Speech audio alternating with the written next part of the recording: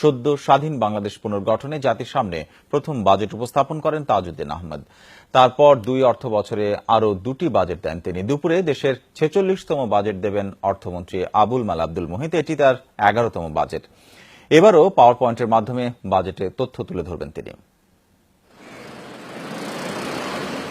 ১৯৭২-৭৩ অর্থ বছরের জন্য মাত্র ৭৮৬ কোটি টাকা বাজেট দিয়ে শুরু হয় সদ্য স্বাধীন দেশের পথ চলা।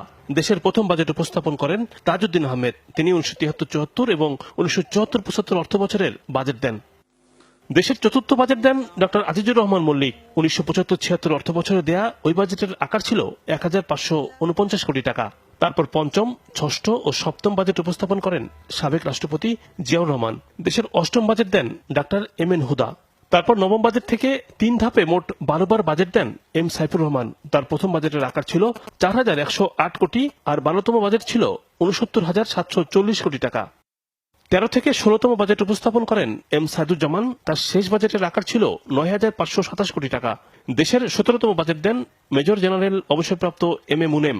আর ১৯৯৬-৯৭ অর্থ বছরের জন্য অন্তর্বর্তীকালীন বাজেট দেন ডক্টর ওয়াহিদ উদ্দিন মাহমুদ। তারপর দেশের ২৬তম থেকে টানা ৬ অর্থ বছরে বাজেট দেন Shah A M S Kibria. ২০০০-২০০১ অর্থ বছরে দেয়া তার শেষ বাজেটের আকার ছিল ৪২,৩০৬ কোটি টাকা। তত্ত্বাবধায়ক সরকারের ২ বছরে ২০০৭-৮ এবং ২০০৮-৯ অর্থ বছরে বাজেট উপস্থাপন করেন মির্জা আজিজুল ইসলাম। এ পর্যন্ত মোট 10টি বাজেট জাতীয় সংসদে উপস্থাপন করেন অর্থমন্ত্রী আবুল মাল আব্দুল মুহিত। ১৯৮২-৮৩ অর্থ বছরে দেয়া তার প্রথম বাজেটের আকার ছিল ৪,৭৩৮ কোটি টাকা। আর ১১তম বাজেটের আকার ৪ লাখ কোটি টাকা ছাড়িয়ে যাচ্ছে।